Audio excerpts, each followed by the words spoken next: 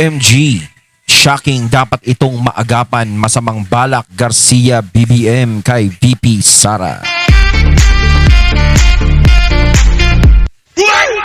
Ayan, syempre itong balitang ating matutunghayan ngayon ay nagmula kay Pinas Political News. At ito po ang inyong lingkod na si BT na magbibigay ng reaksyon at komento dito sa video na ating matutunghayan ngayon.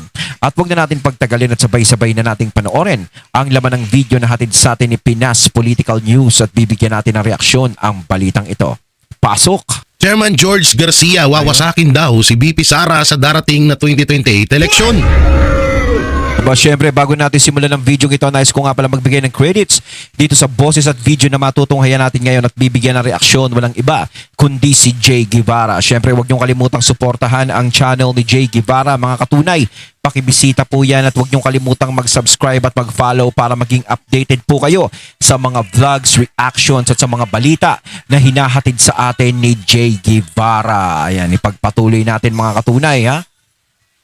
At si Chairman George Garcia na lang ang natitirang alas o gagamitin ni Marcos Jr. para pabagsakin si VP Sara Duterte. Grabe to. Kaya at dito na tayo. Ayan. No? Ayan na. Babasahin muna natin to lahat, ha. Si Inday Sara ay hindi matatalo sa 2028. Kahit ang Magic One ni Chairman George Garcia ng Comelec ay hindi na mababago yun. Sana nga. Pero mamaya explain ko sa inyo kung paano. Pero kahit pa paano nagkakaroon pa rin tayo ng alinlangan kasi syempre hawak nila lahat yan. Diba? Kumbaga kahit alam na ng taong bayan na panalo si VP Sara sa mata ng taong bayan pero sila pa rin ang may hawak ng alas. Gagawing alunan si VP Sara Duterte sa 2028. Disclaimer po tayo, disclaimer, ha. Hindi ko to sinasabi para hindi tayo bumoto. Mas gusto ko nga na mas i-push pa kayo na iboto talaga or bumoto. No, hindi porket grabe yung mangyayaring dayaan sa 2028 hindi na tayo boboto. Hindi ho ganoon. Hindi ho ganoon yung ibig ko sabihin dito. No, una-una gusto kong imulat kayo sa maaaring mangyari. No, at gusto kong imulat kayo na hindi kaya para maging batang Quiapo ang dating niyan. Yung tipong ayaw bumaba sa posisyon tapos inaantay si Tanggol na lumabas. Parang gano'n. Magre-revolusyon ng mga tao, parang gano'n yung sa palabas ng Batang Quiapo. Ako nagtataka ako doon sa palabas ng Batang Quiapo, mga katunay. Di ba yung mga gerero ayaw bumaba sa munisipyo? Di ba? Tapos parang kontrolado pa rin ng gerero yung sitwasyon, samantalang yung mismong Comelec na ang naglabas ng desisyon na si Tanggol ang nanalo. Di ba? Tapos yung mga tao lang talaga ang nakikipaglaban sa mga gerero. Di ba dapat pag sa mga ganong sitwasyon na alam na lumabas na yung desisyon at pinabababa na yung nakaposisyon, no, na hindi naman talaga nanalo, di ba dapat nakikialam na yung presidente nun? Tapos may mga militar nang nagte-take over nun, nakikialam kung talagang ayaw talagang move. Di ba ganun yun? Ang ganda-ganda sana ng palabas na yung kaso nga lang ang daming foul. Ang ganda sana ng palabas, kaso nga lang may mga imposible siya na nangyayari. Diba? Ano ba yan? Napunta na tayo sa Batang Quiapo. Huwag tayong papayag na gano'n ang mangyayari. At ano ba yung mangyayari na yun? Mamaya explain ko. Ito mga matagal na rin tong pahayag ni Chairman George Garcia. Sabi niya rito, ang vote buying ay hindi mangyayari sa isang buwan. Bago ang mag-eleksyon, ang vote buying mangyayari 2 hanggang 3 araw bago mag-eleksyon. Yan ang crucial natin. Yan yung mga e-wallets, yung mga platform, yan ang babantayan nyo. Babantayan natin. So diba, napakalayo. So, tumakbo siya sa vote buying. Pero hindi pala doon sa vote buying mangyayari ng dayan, kundi sa mismong Comelec. Sa mismong Comelec magkakaroon pala ng dayan, hindi sa vote buying. At mamaya papakita ko sa inyo, ha? O, ito Ito yung sinabi niya sa pahayag ni VP Sara kamakailan lang. Tiniyak ng Comelec na walang dayaan sa 2025 midterm elections sa gitna ng pahayag ni Vice President Sara Duterte. Yan. So, wala daw nangyaring dayaan. Pero pinapabantayan niya yung vote buying. Diba? Kagaguhan, diba? Okay, ulitin ko ito sinabi niya rito, vote buying, bantayan daw. Yung mga ganitong platform, yan daw talaga ang may nangyaring dayaan. Pero dito, hindi ko tutusin kasi talaga, no? Sa 2028, medyo crucial na yung dating niya yan. Para sa akin, talagang sa 2028, matindi ang haharaping labanan talaga ni VP Sara niyan. Bago niya makamit ang tagumpay. Parang ganun yan eh. Marami siyang haharapin. Ngayon pa nga lang, ang dami-dami niya nang hinaharap eh. Lalo na sa 2027. Kasi yung 2027 na yan, ayan na yung malapit na. Malapit na kung sino ang diyan ang malalaman kung sino talaga ang karapat-dapat. 'Di ba? Kasi may mga iba dyan na gusto talaga na umupo sa palasyo. Yung iba dyan ayaw umalis sa palasyo. Parang ganun. Talagang gagawin nila lahat para ang isang Sara Duterte ay hindi manalo. Yun ang nararamdaman ko. Kayo mga katunay, nararamdaman nyo rin ba yan? Sa tingin nyo ba is magiging fair ang mangyayaring resulta sa 2028? Sana nga, kung gusto nilang maging fair, kung kaya nilang maging fair, mas maganda. 'Di ba? Sinabi niyang meron daw dayaan. Sinabi niyang walang dayaan. Kaysa sinabi niya meron dito wala. Okay? So, yan no. So dito, ito pa yung isa sa mga katakataka. Kung matatandaan nyo, hindi ko na ipapakita sa inyo yung video, yung boto ni Senator Bongo na umabot na ng halos 25 million vote, biglang bumagsak sa 20 million vote. Nabawasan. Yung mga boto baka kinuha may tax. ng mga Duterte or tinatawa or yung senatorial Duterte senatorial candidate na halos Bakit boss, si Bam no, naging number 2. ng mga nasa 9 to 8 million na ang mga boto nila at Tapos sa Pangilinan, napunta sa 5. 'Di ba? iwanan na yung grupo ng Alyansa Bagong Pilipinas, kung hindi ako nagkakamali. Biglang nabawasan ng mga boto on the spot. Naka-play. Para sa akin kasi, no, ito, yung 1, 2, 3, 4, 5 na yan, si Bongo nasa unahan, si Bam Aquino yung pangalawa, siguro medyo accepted yung pagiging pangalawa ni Bam. Kasi nga, si Bam, nagsalita siya noon, pinuri niya sa Tatay Digong, maaaring may mga naniwala sa kanya na mga supporter din ng mga Duterte dahil nga pinuri niya yung naitulong sa kanya ni Tatay Digong. Di ba? Tapos itong si Senator Bato, alam naman natin yan, talagang mataas. Si Erwin Tulfo naman, number 4, possible din. Kasi syempre Tulfo yan eh. Diba? Kumbaga kilala yung Tulfo, kilala ng taong bayan ng Tulfo, maaari din siya makaposisyon sa ganyan sa number 4. Pero ito sa panglima, dito ko nagtataka eh. Hindi, sa totoo lang, hindi ko naman sinasabing dinaya nila, wala naman ako sinasabi, nagtataka lang ako kung number 5, diba? Ano ba nagawa na ito? Para sa akin, diba, ako nagtatanong, ano ba nagawa na ito? Diba? Ano ba nagawa niya? Para mapunta siya dyan sa number 5 na yan. Nako, parang ako walang maisip na nagawa eh. Mabuti pa si Bam na lang, oh. Diba? Doon ako nagtaka. Kaya hindi talaga maisip ng mga tao na, baka nagkaroon ng dayaan. Kasi syempre, napunta to sa number 5 eh. Sana nilagay nyo na lang sa number 14. Di ba? Nakataka naman. Sa screen. Hindi mo naman pwedeng sabihin, kaya naging number 5 yung asawa ni Sharon yan eh. First time ever in history, alam ko natatandaan yan. Alam ko nakatutok kayo. I-comment nyo dyan sa comment section. Ako nakatutok ako nun. Nagulat ako. Noong bumagsak ang boto ni Senator Bongo to 25 million to 20 million, ganun din ang nangyari kala Pastor Apollo Kibuloy, Salvador, lahat po, kala Jimmy Bondoc, kala Dr. Mata, sa lahat po ng Duterte or Duterte senatorial candidate, nabawasan po ng halos pa 5 million, 8 million, sabihin na natin 10 million ang mga boto ng mga tumakbong kandidato. Pero alam ko malakas sila sa Mindanao, di ba? Yung mga ng Duterte, alam ko matataas sila sa Mindanao eh. Tapos nung time na yon, mga banateros, mga kabiyaya, biglang nag-top 2, top 3 or top 5, nag-top 4 or top 5, etong si Bam Aquino at Kiko Pangilinan. Siguro nga yung sinasabi ko kanina, yung kay Bam medyo hindi ko na-questionin masyado. Kasi nga syempre, yun nga eh, may ginawa si Bam na parang buzzer beater eh. Parang gano'n. Humabol siya eh. Pinuri niya yung Duterte. Pero ito kay Pangilinan talaga, dyan ako nagtataka. Na kung maaalala ho natin mga banateros, mga kabiyaya, never silang lumabas sa mga survey. Never ho silang lumabas. Wala. Sa totoo nga lang po, mas lumabas pa po ng ilang ulit itong sila Pastor Apollo Kibuloy, Oo. former Senator Bong Revilla Totoo. at iba pa. Pero itong dalawa na to na si Bam Aquino at Kiko Pangilinan ay hindi ho yan lumabas. Hindi ko nga nakikita sa survey yung mga yan. Kaya nga nasasabi ko dito na parang buzzer beater si Bam eh. Parang kinuha niya yung kiliti ng mga tao. Kinuha niya yung kiliti ng mga Duterte supporter. Diba? nung nagsalita siya sa isang interview na pinuri niya yung nagawa sa kanya ni Tatay Digong. Na buong akala naman ng mga tao ganito, ganyan, ganyan. Na akala niya ganyan kay Digong. Pero ito talaga wala naman eh. Yung 5 talaga pala isipan dyan. At natatawa nga po rin ako dito sa report ng GMA dahil hindi naman po ito yung max na boto ni Senator Bongo. Tututusin, hindi naman si Senator Bato de la Rosa ang pangalawa. No, nag 16 million mahigit or 20 million yan.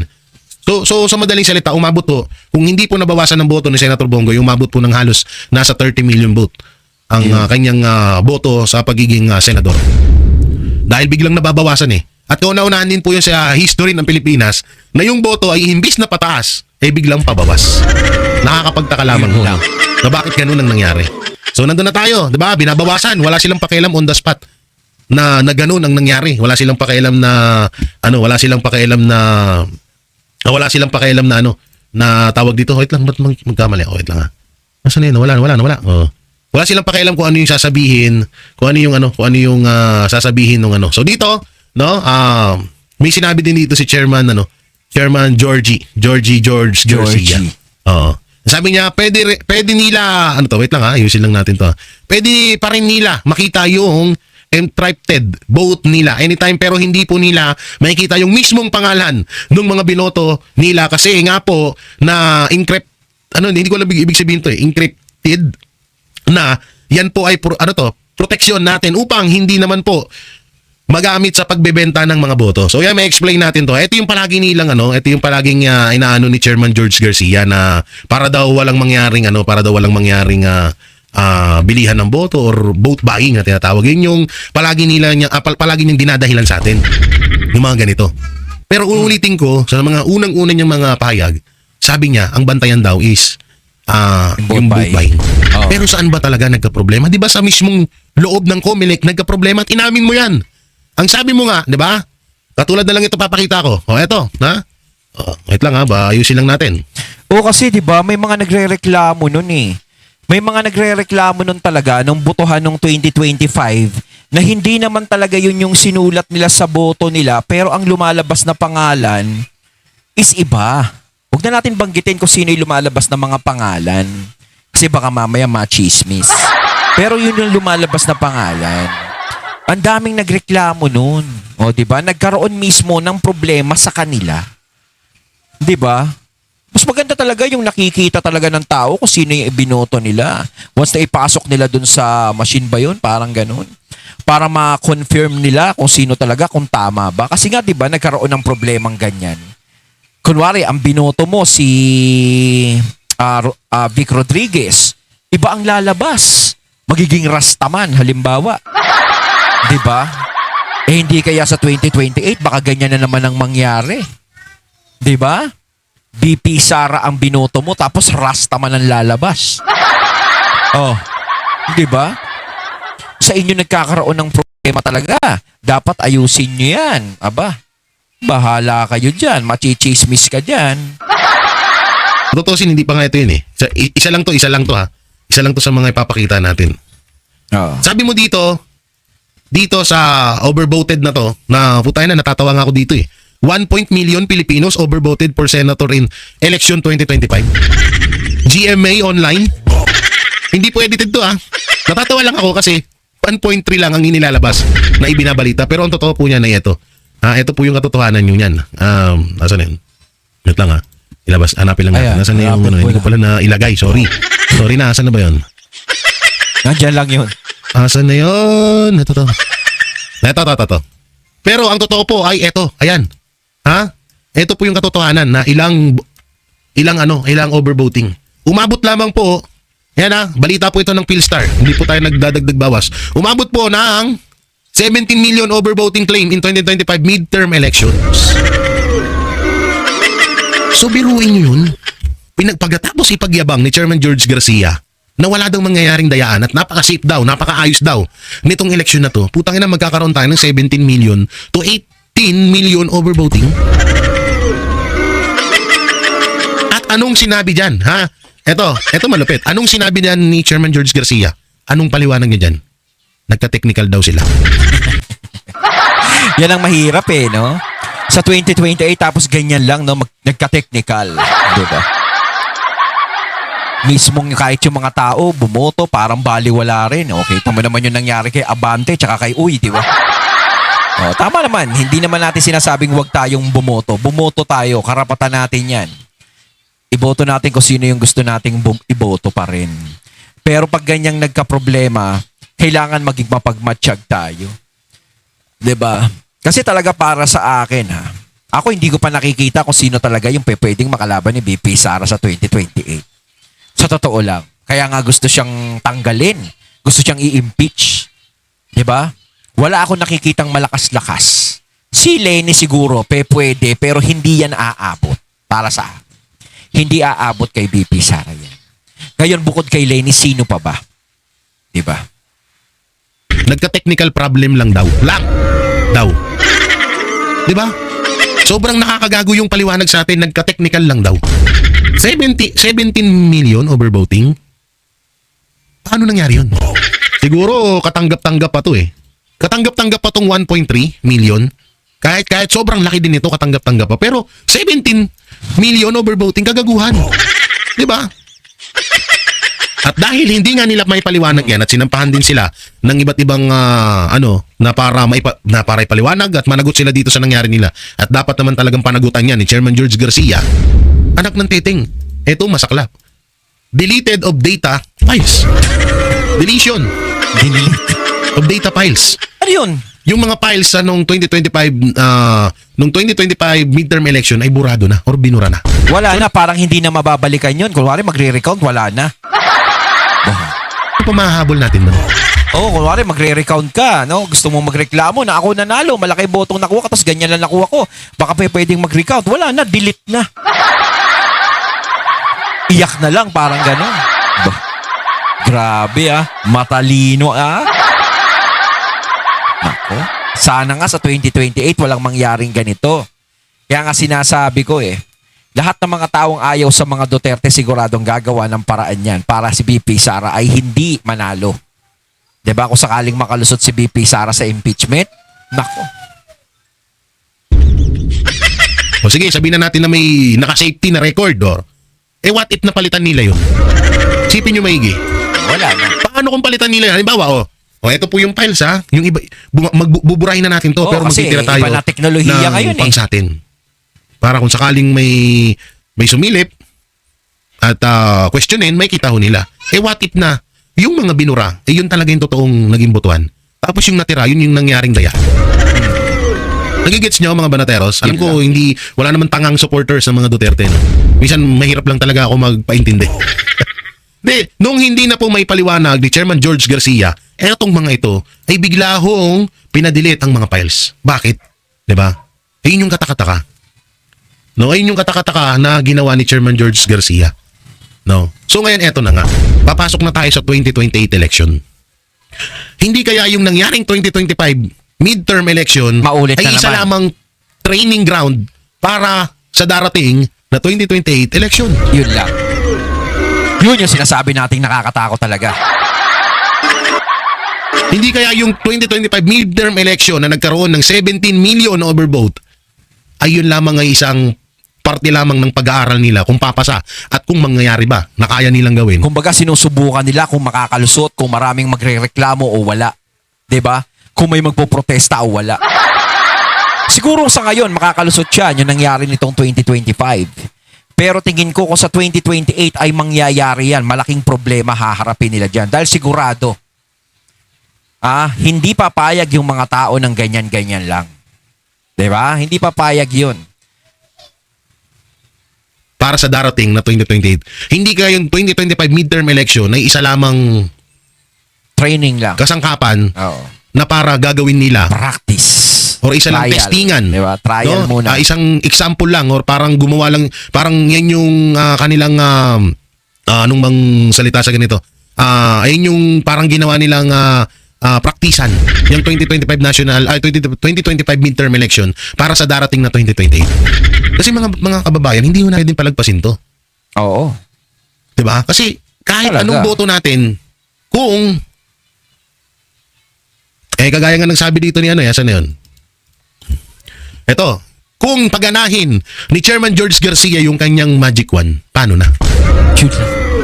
Yun, doon nga tutuusin sa taong bayan walang problema si BP Sara. Sure, talagang panalo si BP Sara. Kaso nga lang syempre ang kalaban niya ay mga nakaposisyon.